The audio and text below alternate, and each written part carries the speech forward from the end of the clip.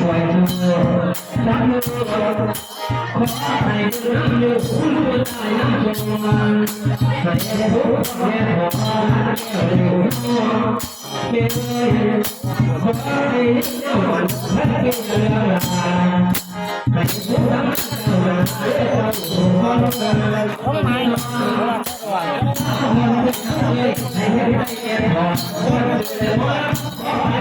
ได้เรื่องมา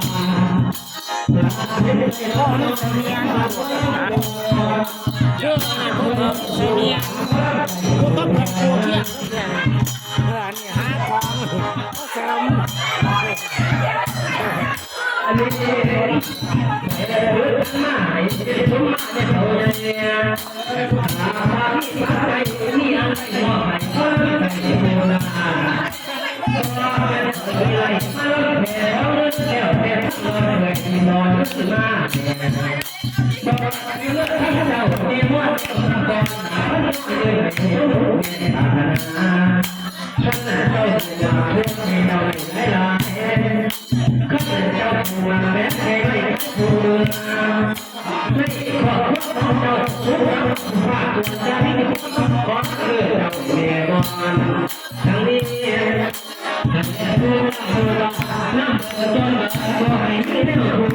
ให้มาตั้งมาเกี่ยวไม่ไม่ไหนหลับไม่ว่ามาเป็นต้องอะไรอันนี้บ้านบ้านบ้านน้อยไม่ได้บ้านเลือบ้านไปบ้านแต่เงินไม่ได้ให้โอ้ที่ได้รับในอาเกียนั่นพอเลยแค่พอเที่ยวมีวัน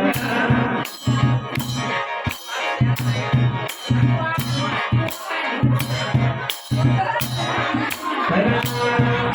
แม่เขาเลยเจ้าผู้ที่น้อยคนน้อยที่เสือคุณไม่ขนาดแต่เจ้านี่เห็นนะที่พัดมาจากน้ำคุณน้ำพ่อพ่อเด็กเลยน้ำเด็กมาคุณเป็นนายคนไหนหลายท่านแล้วเรียนมาหาพันยกคนไหนที่มาให้มาให้ให้จนอย่าไม่พลาดเด็ดเด็ดให้อายุเจ้ามันเลื่อนกัน